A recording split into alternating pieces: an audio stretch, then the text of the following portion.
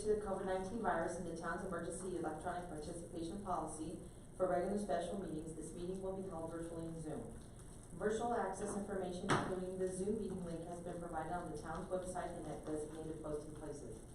I'd like to remind everyone present, both in person and virtually, of the town's general guidelines for public comment at open meetings and for public hearings. Copies of the guidelines are available in the back of this room and are also available online. There are 2 public comment periods on the agenda for you to address the board on any subject, whether it is on the agenda or not. Mary, roll call please. Mayor Whitlow. Here. Mayor Pro Tem Adams. Here. Trustee Babcock, sorry. Here. Trustee Broadhead. Here. Trustee Cartwright. Here. Trustee Harris. Here. Trustee Schranz. Here. Mayor Whitlow, today is Monday, July 25th, 2022, and you do have a quorum. Thank you very much. Tonight, hopefully she'll be here in person. We have a featured guest speaker tonight during our public comment, one beginning or the end of our meeting. Her name is Marion Puppenmeyer, and Marion tragically lost her father in 1955 in the crash of United Airlines Flight 629, which happened near Mead. Let's just take a moment of silence in honor of those who were lost in this tragic event and their families.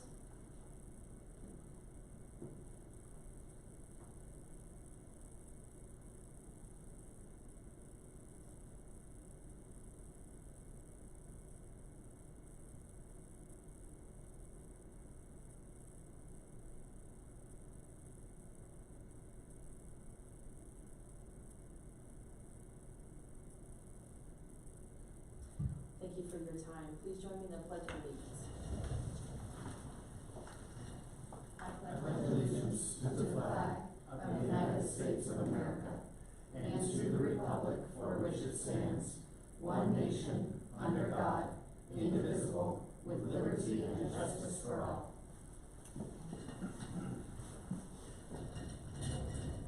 Okay, next is our review and approve agenda. Are there any changes to the agenda tonight? Is there a motion to approve the agenda? So moved. Second. Any discussion? Roll call please. Trustee Babcock. Yes. Trustee Harris. Yes. Trustee Cartwright. Yes. Trustee Schranz. Yes. Trustee Broadhead. Yes. Mayor Pro Tem Adams. Yes. Mayor Whitlow. Yes. Thank you very much. Motion carried. We'll move on to our staff report by our town manager. You have the floor, ma'am. Thank you, Mayor. Trustees, you have my report. I do have a few additions that I'd like to bring to your attention. First of all, County Road 36, that's just on the north side of the Home Depot, that road is, the first part of it from the frontage road east is closed, but they built a shoe fly so you can get around it. And it'll be closed for a couple months. So I drive around the town and see different things, and I just want to bring it to your attention in case anybody asks you about it. They're doing some utility work, and as you know, that road will be paved as part of the Home Depot project. Another thing that's going on, I saw surveyors out there, so I got curious and called them up, and they're going to start Monday on those signals. And it's going to take till the end of October, but the signals on the 2 ramps will be put in. You know, it's part of the obligation of the developer. But it should also send a signal to you that there's going to be a lot of traffic, because when it deserves or requires a signal, you know there's going to be a lot of traffic. So as those go up, it'll kind of, you'll see what we're talking about. And then finally, speaking of traffic, just wanted to bring to your attention and anybody listening, the police have been out there, both in Mead and all over the place, ticketing people. So if you have teenagers or you know people, slow down. We've had a lot of complaints. Apparently there's just a pent-up thing going on where people weren't driving and now they're driving really fast. So we're doing it because a lot of people have complained, but also several people are getting tickets. So I just wanted to put that out there. And then you have my report. Comments or questions? So I saw in your report that the sheriff's pulling the coverage of the victim assistance services. I don't know if Chief could address what was that and why are they pulling their I mean, I read the letter and it didn't, just said, we're pulling their services. It didn't really say why, So, what is so the if I deal? could, Chief is working on a proposal with some of our companion towns right here. That letter was sent to every Weld County municipality. The rationale, I'm not sure, but I've asked Chief at our next board meeting, he's gonna address the board on the solution. I wanted to kind of lay the groundwork so you knew what was going on. Yeah, it's really frustrating, especially social services are typically carried out by a county. We think maybe it's been hard for them to find people, but everybody's gonna have the same trouble, so very frustrating, you know, but it was definitive, cuts off the community. Is that a victim's advocate kind of role? Yeah. And it's very important, and small declares, really, you know, you may only need it once or twice, but, so Chief's working on some solutions with, you know, for Frederick Firestone, so I'd rather, if it was okay, if we could address it in 2 weeks. Okay. My next question, the new shed that we're proposing to buy from, Weld County. I was trying to picture where that is in relationship in my head, and there was, I don't believe I saw there was a map, I don't think, that showed it. Where is that in relationship to our Public Works Department? Does it connect to it, our property somehow, or where is that? No, but, I'm trying to- when we have it, it's on a new business item, Erica will show it, she's gonna pull up a map. Oh, we're gonna get to that in new business. Yeah. Oh, yeah, that's right, that's not on the consent agenda, sorry. Yeah, that's all right, no, So- it's a valid question, Okay. but that's a good thing that the county's doing. No, it is Essentially, good, I was just trying to, all offset I was by- thinking was where it was in relation to our new stuff, but well, I guess we'll get that done. Anything else, Herman? Yeah, in your report, you mentioned signals. And then you had me, and then I got lost in a hurry. When you say signals, you're talking about traffic signals or railroad signals? Traffic signals. Okay, because I also heard or seen that they are also gonna be tearing up and redoing the tracks Yes. there on the frontage road. Yes. But that's just to redo. Yeah, and they're that's- not putting signals in. No, that's a maintenance issue Okay. that several people complained over the years. Yeah, yeah. And it's just fortuitous that the developers of the postal property are owned by the Great Western Railroad. So we were fortunate in reaching out to them that we got them to do it. So that's a whole separate thing, and that's Okay. gonna happen in a couple weeks. Couple weeks. But the signals take a while, Yeah, and that'll. but that's just regular traffic signals. Traffic signals. And that'll be there on the frontage road in 36? It'll actually be right where those 5 directional places converge. So the signal will try to figure out a queuing for the various, you know, the off-ramp comes off, you can get onto the on-ramp, you've got continued onto 34, and you've got the frontage road. It's a challenging situation, but there'll also be one over on the west side. That one's a little more normal, because it's 3 lanes, or 4 lanes, I guess. Thank you. I'll go to Deb next. Deb? And on the victim advocates, it's been a struggle for years because I've had them work at my office, they've been over at the southeast, and there's 3 full-time, and trying to get volunteers to sign up to go out at odd hours of the night, that's been a struggle for a long, long time, so. Anybody that wants volunteers, it's a struggle to get.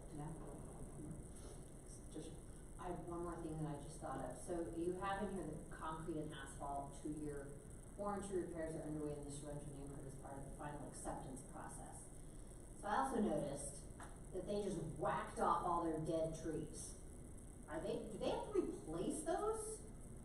Or they just, cause they just whacked them off and I was just like, oh. So, and I didn't see any indication that they were getting ready to replace them, so I just wanted to. Well, yeah, that's Check. when we, and this is good, because that's a great question. So you watch development as fast as Sorrento did. The process is, you go through an initial acceptance, and what happens is we go out there and we look at every tree, every curve.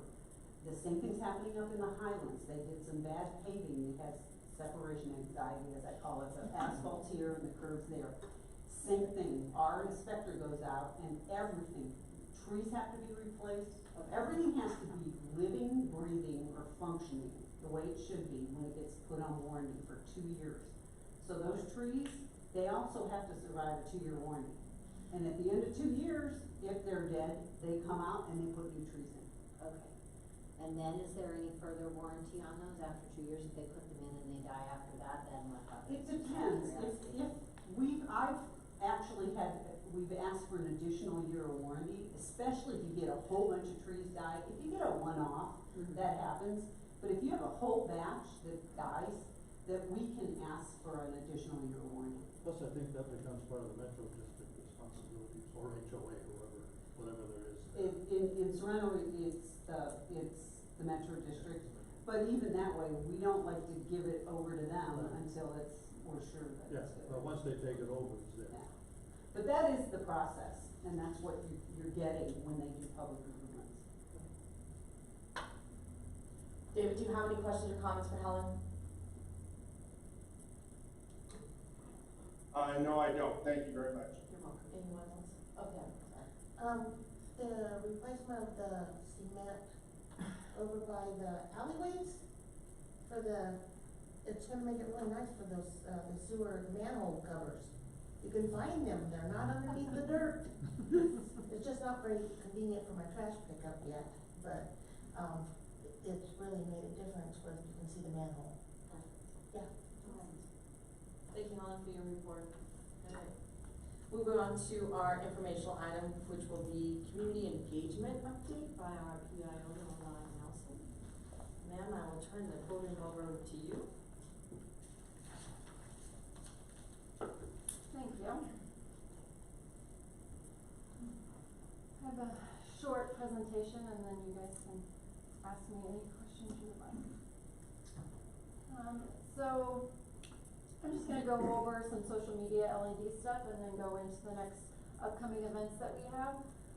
So in general, the intended purpose of social media and our LED sign is to disseminate information from the town and about the town, engage residents and get more communication tools, promote community events, programs, and initiatives.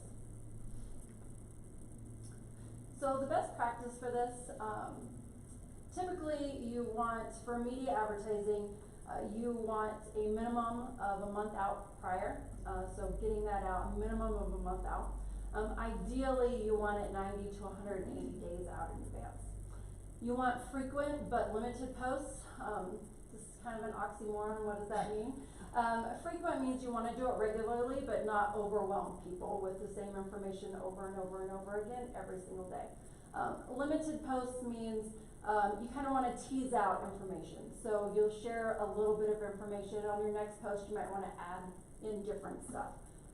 You might see this in things like the Wall That Heals or Community Day, where we tease out we're doing In-N-Out Burger or for National Night Out, or we have certain bands coming out.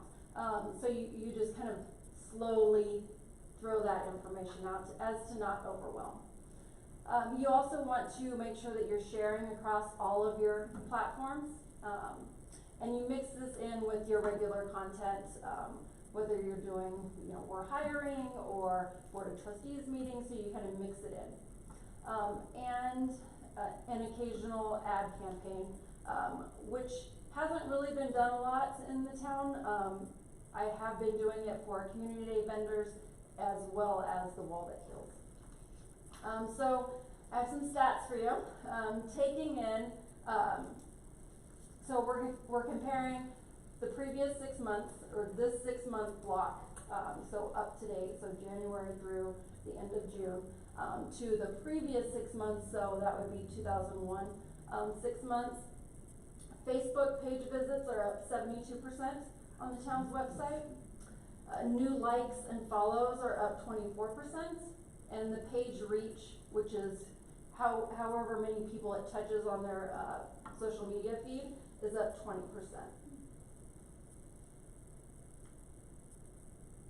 So our next big event, our 4-day event, the Wall That Heals. I kind of wanted to give you guys an update about where we're at with this.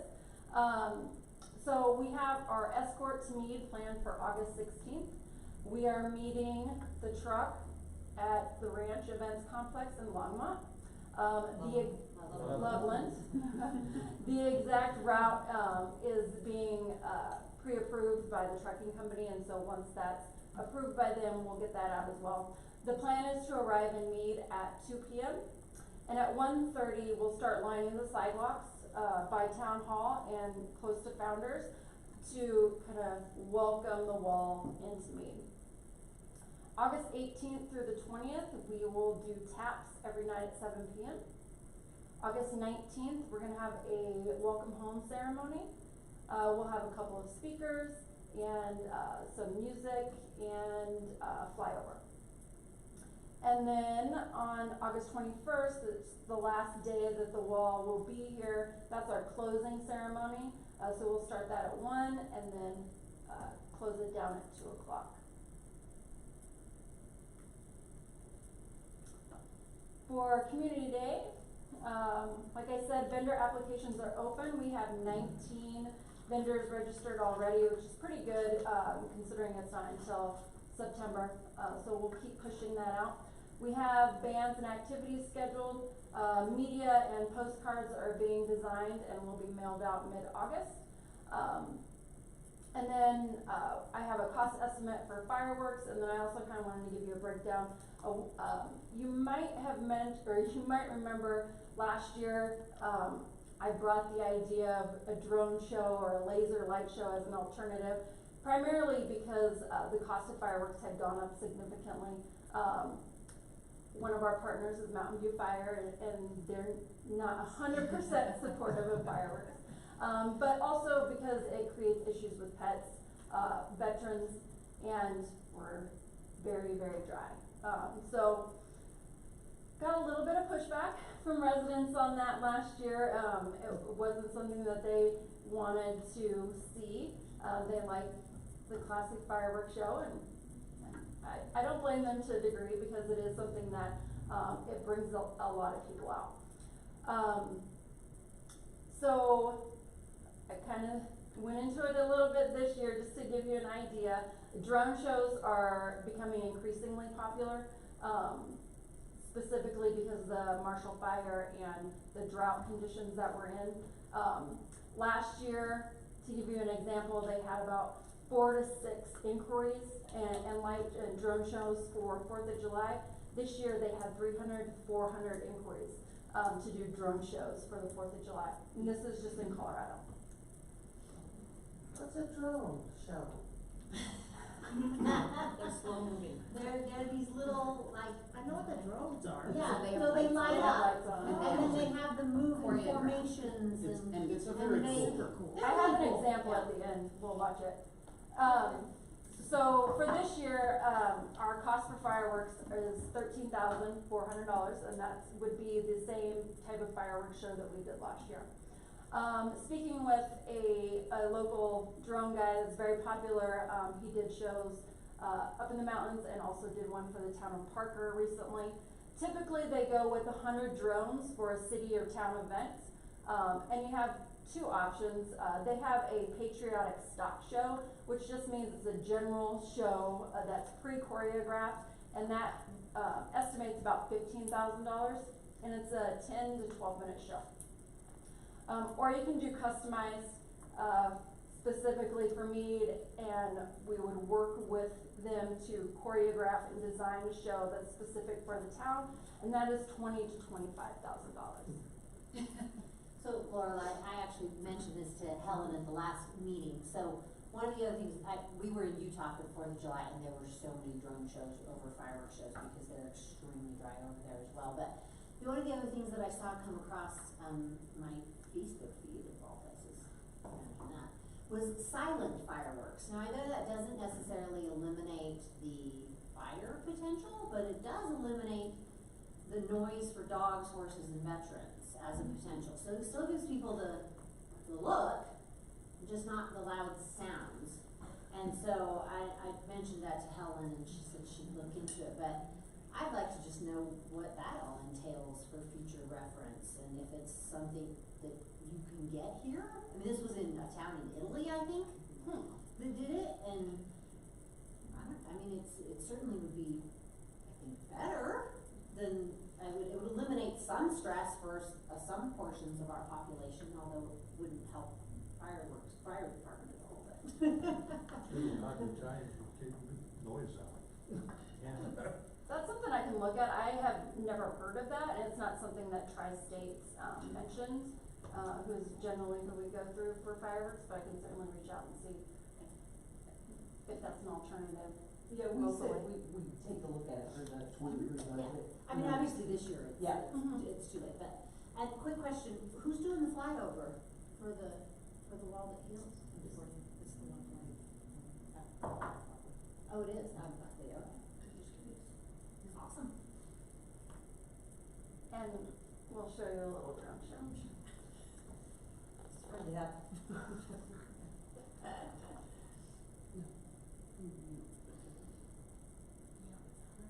Right.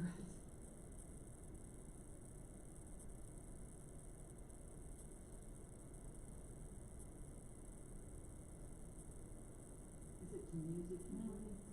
There is music, and this guy specifically that I talked to today, he's not too far from us in Denver, and they give you a soundtrack, to play through your speakers, so at Community Day would be perfect, because we already have that stage set up, and they would choreograph it to that. Is it done through a radio station, like some of the Christmas lights are done at homes? Or is it just done by, okay? Yep. Okay. And, they'll also record this, so they'll send up another drone to record the performance that they've done for your town, and you can show it on social media afterwards.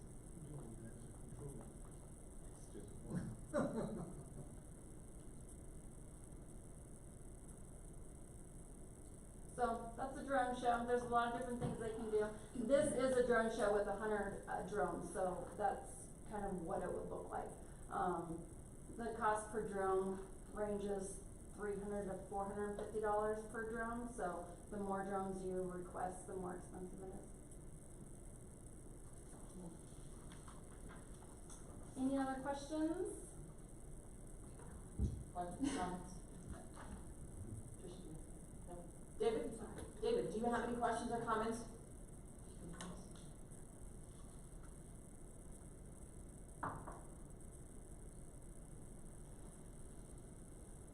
Okay, well, I'm sure that if he has some, he'll get with us. All right, thanks, Thank Laura. Okay. Thank you. Next is our proclamation for National Night Out, which is August 2nd.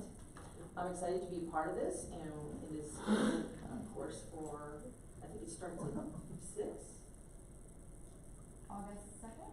Yeah, 6. Oh, 5:30. 5:30, okay. All right. I've asked Trustee Harris to read the proclamation. Proclamation declaring August 2nd, 2022 as National Night Out 2022. Whereas the National Association of Town Watch, or NATW, is sponsoring a unique nationwide crime, drug, and violence prevention program on August 2nd, 2022 entitled National Night Out.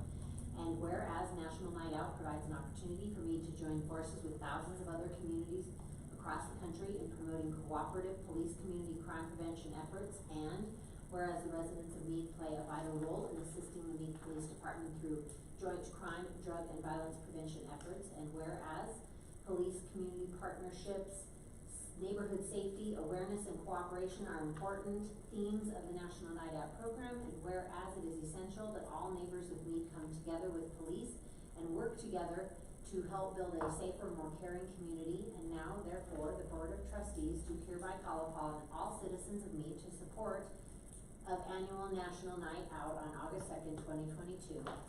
Further, let it be resolved by the Board of Trustees that Tuesday, August 2nd, 2022 is National Night Out in Mead, Colorado, given under her hand and seal of the town of Mead, Colorado on this 25th day of July, 2022. Thank you very much. Is there a motion to approve the signing of this proclamation? I'll move to approve the signing of the proclamation. Second. Thank you. Any discussion? And roll call, please, Mary. Trustee Shranz. Yes. Trustee Harris. Yes. Mayor Pro Tem Adams.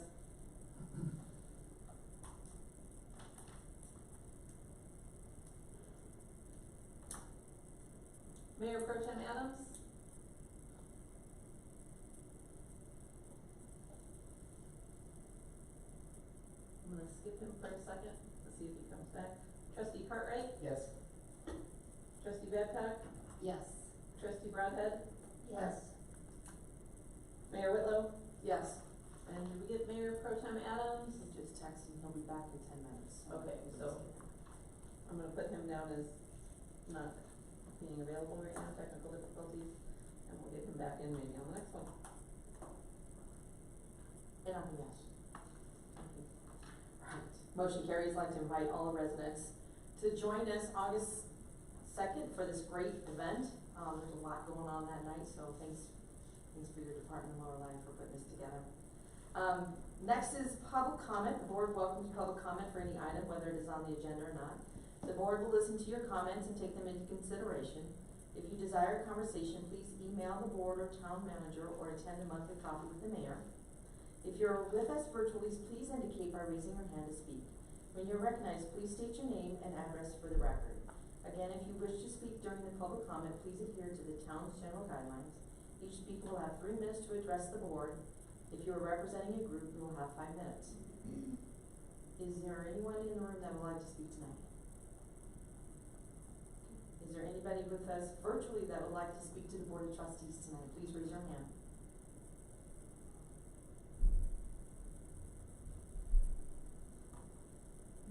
Okay, we'll move on.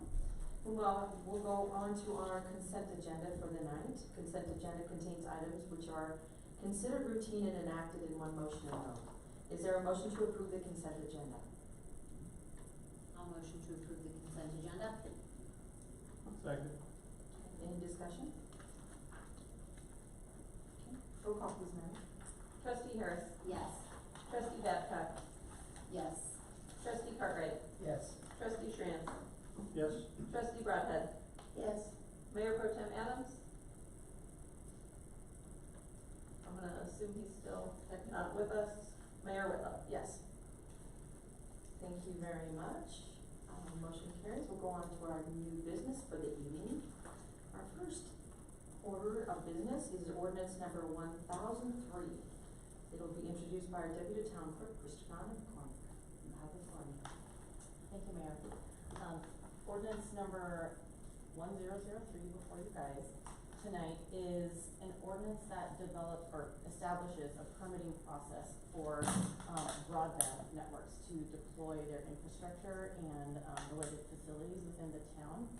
And the point of this ordinance is to provide an incentive to those companies to offer their service townwide, basically, to allow anybody who wants to sign up for their broadband service, or as you can see in the ordinance and the resolution following it, FTTP or fiber to the premises network, or any similar sort of network.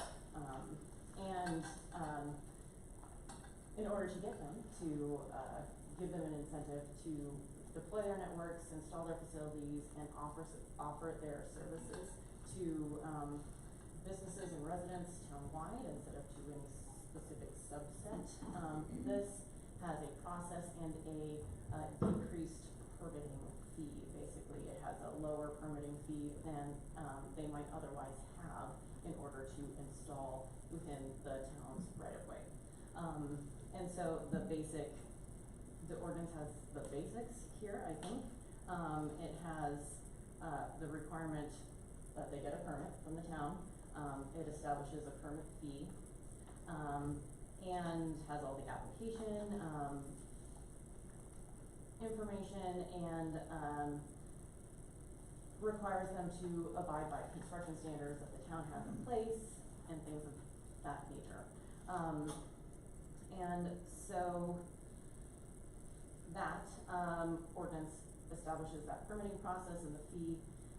And then, as you can see from the staff report, the resolution 51R 2022 is actually in conjunction with that. The staff report addresses both of those. The ordinance establishes the requirement for a permit and authorizes the fee, and then the resolution in conjunction with that amends the comprehensive fee schedule to include that in the fee schedule. So those two things kind of go hand in hand. And and I'm happy to answer any questions, and of course, if Helen wants to add to that, please do. So the genesis of these two documents is what happened is over the last 6-9 months, as you know, we've been working on this 4-town broadband initiative. One of the stumbling blocks to getting this over the finish line is the right-of-way permitting.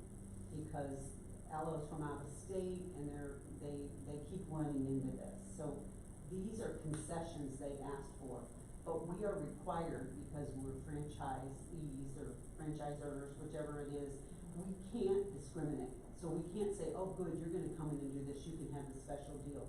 So by passing these, any broadband provider that wants to come along and do gig service to every citizen and business in Mead can take advantage of this program. That's the idea. We are becoming, this is a legal way for us to enter into the contract with our preferred provider at this point. So we are this close. Every week I hope that I can bring you the agreements, but this is a first step so that they now have assuredness. We are the first of the 4 communities to do this. We've taken the lead on it. We've hired Ken Feldman. Some of you met him up at CML. He's the preeminent attorney on this matter. So we are bringing this first. I anticipate the other 3 communities will follow soon after.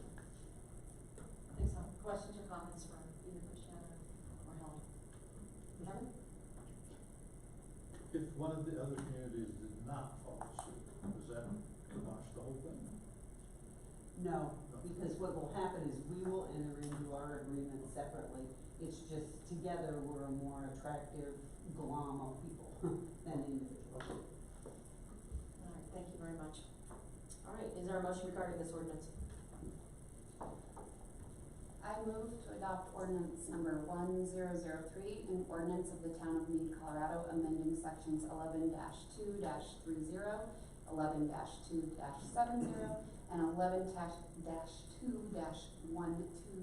of the Mead Municipal Code regarding permitting for deployment of fiber to the premises or comparable networks within the town. Second. Any further discussion? Okay, roll call please, Mary. Trustee Broadhead. Yes. Mayor Pro Tem Adams, back with us. I'm gonna go with no. Trustee Harris. Yes. Trustee Schranz. Yes. Trustee Babcock. Yes. Trustee Cartwright. Yes. Mayor Whitlow. Yes. Thank you, motion carries. We move on to resolution number 51-R-22. Would anybody like to? I'll take it. Okay. I move to adopt resolution number 51-R-2022, a resolution of the town of Mead, Colorado, amending the comprehensive fee schedule to add fees relating to FTTP or comparable network deployment. Second. Thank you. Any discussion? Okay, roll call please. Mayor Pro Tem Adams? Trustee Harris? Yes. Trustee Broadhead? Yes. Trustee Cartwright? Yes. Trustee Schranz? Yes. Trustee Babcock? Yes. Mayor Whitlow? Yes. Thank you, motion carries. We'll move on to our resolution number 52-R-2022. This will be introduced by our town engineer, Public Works Director, Erica Rasmussen. Ma'am, you have the floor. Thank you, good evening. I've just got a couple slides here to talk about this item before you today, which is, authorizing acquisition of, the county's greater shed. So the location is 1785 County Road 32, so this is, on County Road 32 west of County Road 5, so west of Sorrento.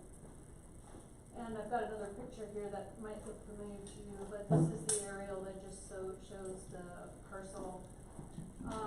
The county is no longer using this shed, it's where they stored their grader when they were maintaining gravel roads out here. They've built a new facility elsewhere, so they no longer are using it. And they are able to, they call it salvage it, but basically give it to the local jurisdiction. So what's there is a storage building that was large enough to pull their grader in. It's about 1,200 square feet. It also has an outdoor fuel tank, diesel tank, that we can utilize to fuel equipment. And I already mentioned the location there. So this is what it looks like from the street, and you may have seen this if you are out that way. So we would be using this for indoor equipment storage and, as I mentioned, the diesel fuel. So we do have 4 new bays at our new facility, but we have way more equipment than we can possibly store inside. And so the benefit of this is keeping equipment out of the elements, it keeps it secure, and if it's inclement weather, we can work on it inside there. So the fee, the charge is $1,000 plus the transfer fees, which are minimal. I think it's $35 to transfer the Colorado State fuel registration from Motor County to us, so it's very economical way to acquire some great indoor storage for us. We do have funds available in the municipal facilities fund, and so we are recommending moving forward with this acquisition. I'm happy to take any questions. Is this, do we need to have is the storage tank for the gas underground? It's not, it's above ground. Okay, so we can see that it's in good condition and there's nothing wrong with it and we don't have to worry about it? Yep, it Okay. just has a pump on the outside of it, so there's nothing underground that runs in there. Okay, that was my only concern, is that it was underground and made sure it was in good condition. Otherwise, it's a no-brainer. Any additional questions or comments, Deb? How big is the property? It's the whole property's 2 acres. What you see there is about 3/4 of an acre that the parking, you know, I call it a parking lot, the gravel lot, and where the building is.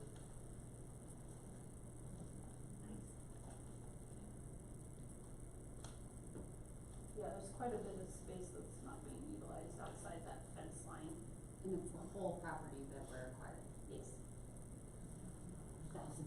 Again, Well, my that's raise good. over by the shed, it's yours, Glenn. All right, I'll give them 1,100. thanks for your time. Is there a motion regarding this resolution?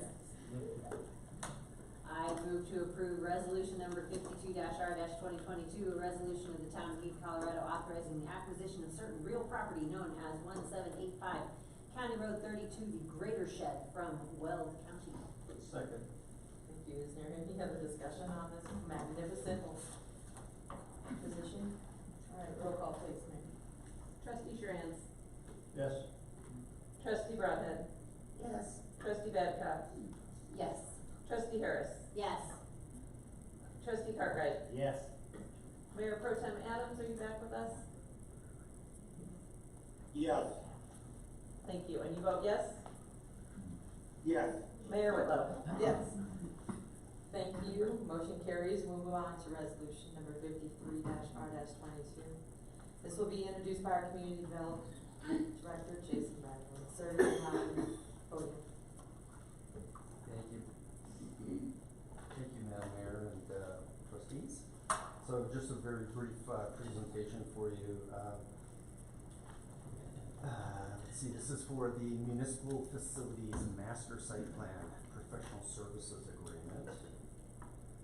Just some information about the property that we're taking a look at is Tract B in the Liberty Ranch subdivision, which is located south of Highway 66 and west of County Road 7. It's approximately 32.69 acres in size. And at the time of the platting of that subdivision was dedicated to the town for purposes of public use. And the site was identified by the police department and also Mountain View Fire District as a potential site to possibly share some facilities, expand their presence here in Mead, provide additional services to the growing community. And so, in order to take a look at that, staff, prepared a request for proposals, an RFP, that was sent out, on April 15th. And the purpose of that was to seek, professional firms that would be qualified to, develop a master plan for that site and identify some of the, potential uses that might potentially, work on that site, especially as it relates to, the possibility of a shared police and fire facility if possible. 6 different proposals were received by May 20th. And a review committee was established, by myself in planning, Erica in engineering, representatives from police and fire, chief was part of that. And, we identified 3 different firms that we shortlisted to, come in for interviews. And those interviews were conducted in June of the 24th. And those firms,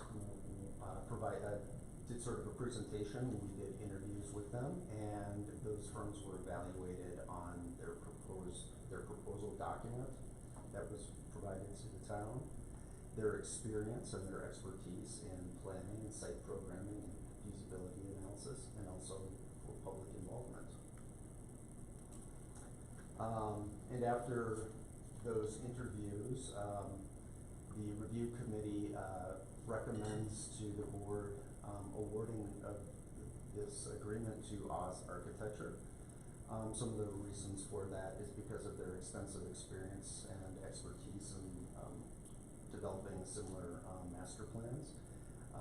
They've demonstrated success, with similar master plans and other programs, with surrounding jurisdictions. They had a very well-organized and well-developed, blueprint for the process of master planning that site, and they were also the lowest bid.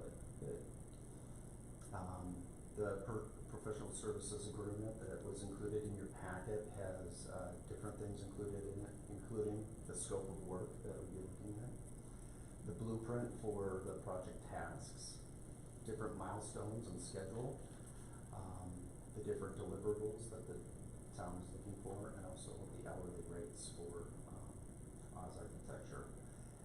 Financial considerations are that the bid would not exceed, $49,846. And, with all of that, staff recommends, approval of, this professional services agreement with Oz Architecture. And, I'm happy to answer any questions if you have any for me. Questions or comments for Jason? Thank you very much. Thank you. To staff for going through this whole process. You know, it's gonna be a great journey already, so let's continue the journey. Absolutely, very Great. excited, thank you. Well, thank you very much. Okay, well, is there a motion regarding this resolution? I move to adopt resolution number 53-R-2022, a resolution of the town of Mead approving a professional service agreement between the town and Oz Architecture Inc. for municipal facilities master site plan services not to exceed $49,846. Second. Is there any further discussion? Roll call, please, Mary. Trustee Harris. Yes. Trustee Schranz. Yes. Trustee Babcock. Yes. Trustee Cartwright. Yes. Trustee Broadhead. Yes. Mayor Pro Tem Adams. Yes. Mayor Whitlow. Yes, thank you. Thank you, motion carries. Next, we'll move on to our second public period of the night. Follow the same guidelines as before with our, stated in our first public comment period. Would anybody in the room would like to comment? And I see some new visitors with us tonight. So you're welcome to come to the podium. And I'm sure you are, Miss Miriam Paulman? Yes, I am. Yes. Well, thank you very much for coming. Hope you found our town. Yeah, we did. Okay. Between GPS and directions, yes. Yeah, well, welcome and thank you very much for being here tonight. We appreciate your time. Wow, thank And you. if you would start with your name and address for the record. please. Okay, my name is Marian Heffelmeyer, Marian, Poepelmeyer. It's a long name. Address is 3030 Spruce View Court, Columbus, Ohio, 43231. You may begin. Okay. There you go. Thank you for coming from all the way from Ohio. Oh my goodness, thank you so much. Thank you. To the Honorable Mayor and the trustees and first responders and to all citizens and their families of Mead and Weld County, thank you, Mayor, for allowing me to speak. I am Marion Hobgood Peppelmeyer, daughter of Marion Pierce Hobgood, who was killed the night of November 1st, 1955, when United Airlines Flight 629 exploded over the beet fields in Weld County. My father was only 31 years old and left a wife with one child and one on the way, which was me. I wasn't born yet. And I was named after him, consequently. I was born prematurely 2 months later and never knew my father, never felt his touch or heard his voice. He and my mom's dreams have been shattered forever. It would only be 42 years later that I finally heard her story from her viewpoint and her perspective for the very first time in my life. Her story really contributed and began my healing of finding my father. I'm here today after 66 years to turn such an evil tragedy and trauma into a day of thanksgiving for all of the unsung heroes and hidden heroes from your community. Hundreds of Weld County and Longmont residents exhibited much bravery, courage, and compassion in the efforts to recover the bodies, search for survivors, and assist authorities in any way they could. Your community rose to the occasion and displayed untold American spirit, courage, and heroism. For those who are in the room who are not aware of this first ever plane bombing over U.S. soil and largest mass murder in U.S. history up to that point, at time I do refer you to an interesting fact sheet, which I have a copy here. I might have more than one copy, or you can just download it at freedomlifejoy.com and freely do that. It was the first for many things. It was the first mass murder in modern U.S. history, first plane bombing over U.S. soil, first for the FBI and how they did forensics, first time photographers and film cameras were allowed in the courtroom and more. By January of 1957, the man who caused the death of 44 people ranging from the age of 6 months to their 80s by placing the bomb in a plane to kill his mother, he was fully convicted and received the death penalty. Not only was my family traumatized and changed forever, but your communities and the nation was changed forever. It influenced so many things. I recently published a book, Finding My Father, Beyond Tragedy Through Trauma and Into Freedom, to help others go through tragic events and losses through my story of healing from the killing of my father on that flight. Written from the perspective of my mother and her last day with my dad, it portrays how both of us, she and me, overcame the ripple effects of this trauma.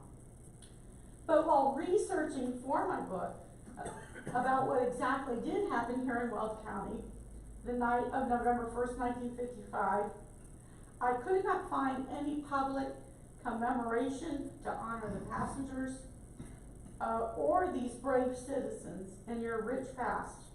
Most media cover the crime and the criminal, but not the families left behind to pick up the pieces, nor the unsung heroes.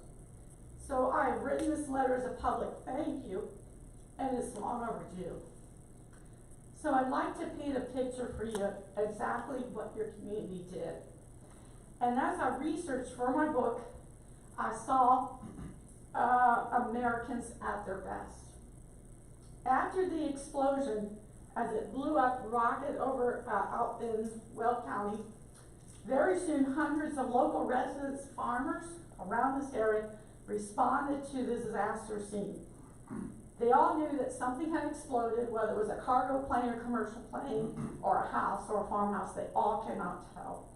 Local, state, and federal teams labored throughout the night into the next morning just to search for survivors and identification of the dead, including the FBI and Civil Aeronautics Board. But no survivors were found among the wreckage. Local businesses also rallied to assist. Some provided sandwich around the clock, while others served coffee. And the phone company sent crews to put up telephone poles for the communication, because it's all rural and there were no telephone lines for communication. Somehow, the telephone company put in telephone pole. The Greeley Armory, a dance hall, was turned into a morgue that night.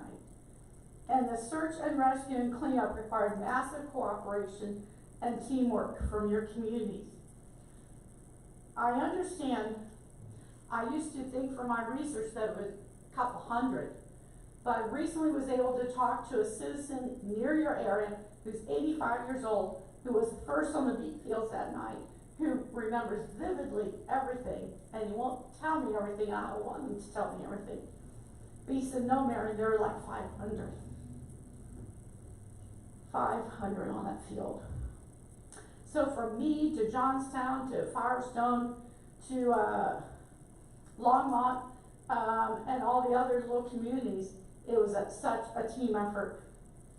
The scars of traumatic memories of the stench of this tragedy would have had to linger for years among these heroes, as well as the families like mine who lost their loved ones.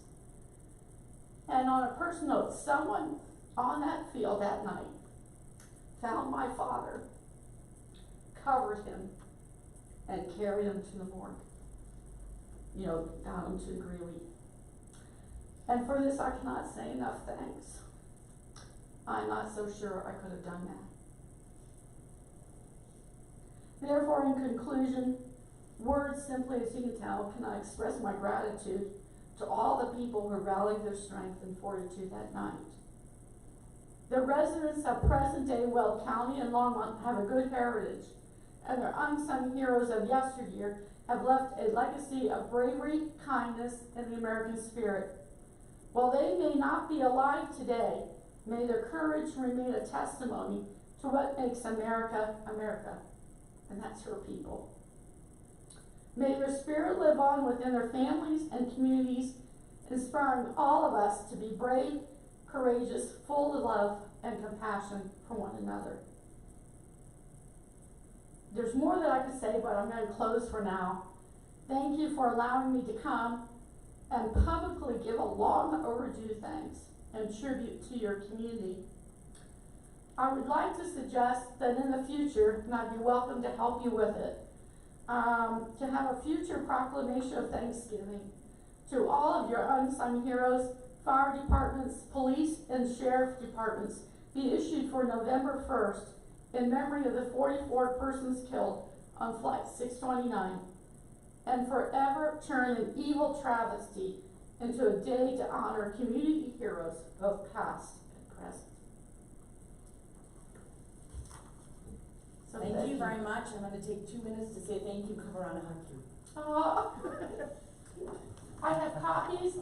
I don't know if you got these ahead of time. I do have copies of what I just read.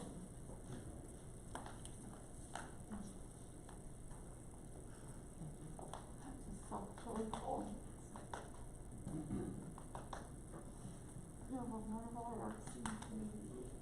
Thank you. Mary has some things to show you too, so. I do, if it's okay with Mayor Whitlow. It'll just take about a couple minutes. It'll just take a second. So I've worked here 8 years, and the 8 years that I've worked here, there is a farmer who has stopped by the front desk, I think twice. His name is John. I've got his phone number. I don't actually know who he is, but he's brought me a bucket, and he says that part of the debris from the plane ended up in his field, and that it surfaces as he farms.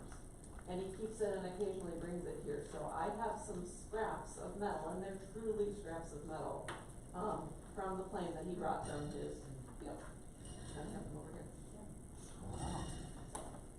They're over by Chief Newbanks. Yeah. Come on, go take a look at them. So if you wanna come. Huh? She's my husband, he's my husband. Absolutely.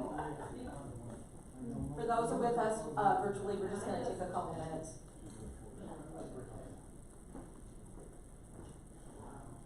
And, I mean,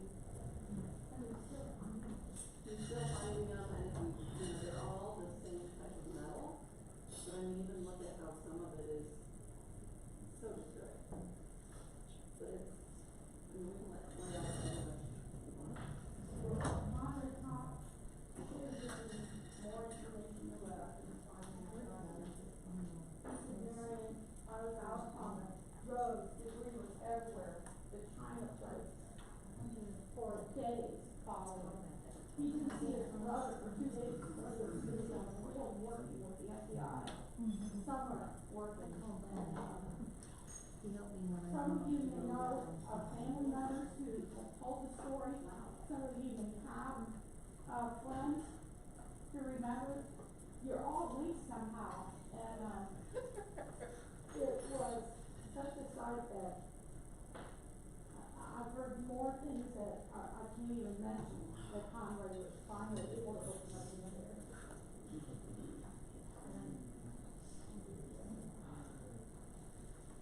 This is after all these years.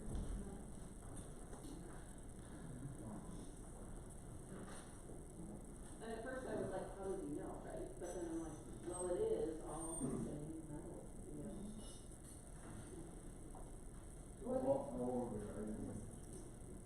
He was an elderly gentleman who came in here last time, and last time he came in was probably before COVID, right? So it was, yeah.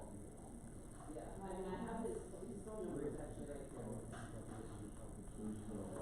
I don't know, this is the guy who brought this up, his name is John, and his phone number is right there, so. I don't know. I'll try to contact him or whatever, you're welcome to write that down if you wanted to try to.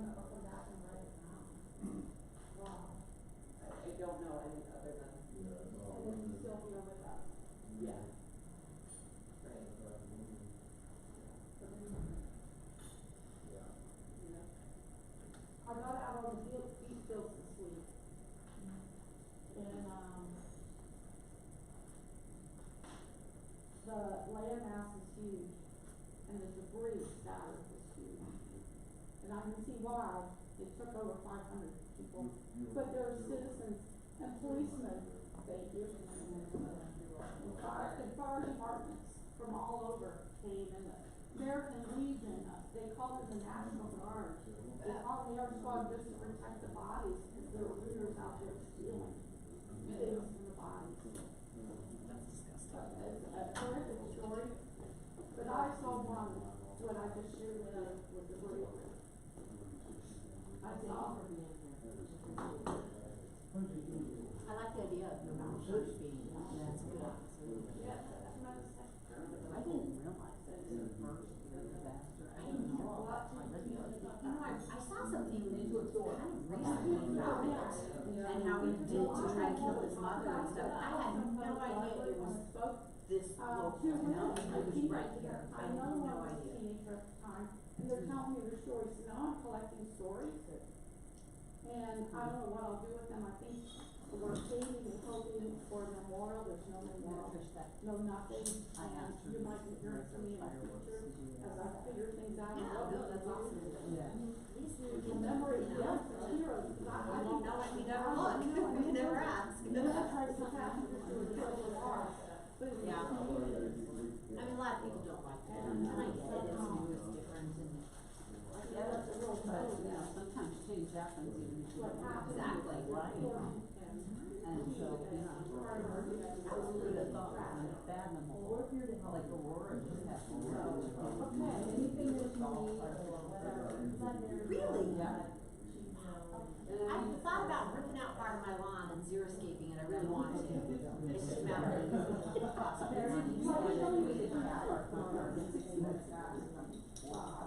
You know what I found the I have some turf in, I just got it as, recycled, it was ripped up from a field, right, when they put it in the one, and then they sell it in these big bowls. And I just got it for fostering dogs, right, so I put it in my kennel area, so they, I'm gone, cause I got rock in there, and so I just put it in the top of the rock.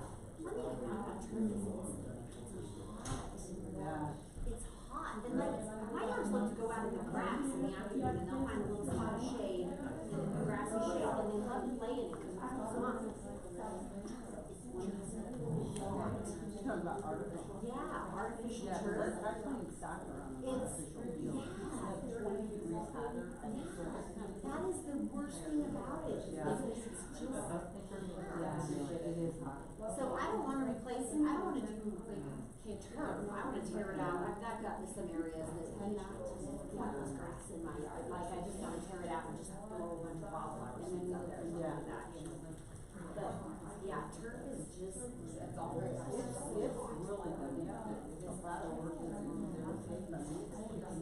I know. But it looks fantastic. A lot of people make it. It looks Amy, could you take fantastic. over from there? That is interesting in the word. Can we get back to you finishing Yeah, that? no more lawn. I thought that was interesting. Well, yeah, but they're expensive to put in. Oh, yeah, well, these little tiny properties like most. All right. We'll get back to our public comment. Is there anyone here, in the room that would like to speak? Anyone else virtually with us that would like to speak during the last public comment period? Thank you very much, Amy. We'll move on to our elected official reports. Any of the town trustees would like to bring up any of the reports that they would like to tell us about? I don't have anything, just enjoyed, tonight, very emotional, so thank you very much, we'll move into our executive session for the night. This will be pursuant to CRS section 24-6-4024B for legal advice on specific legal questions regarding 38-1-201, 1E and 38-6-101 CRS. Is there a motion to go into executive session? I move to go into executive session pursuant to CRS section 24-6-4024B for legal advice on specific legal questions regarding section 38-1-2021E and section 38-6-101 CRS. Second.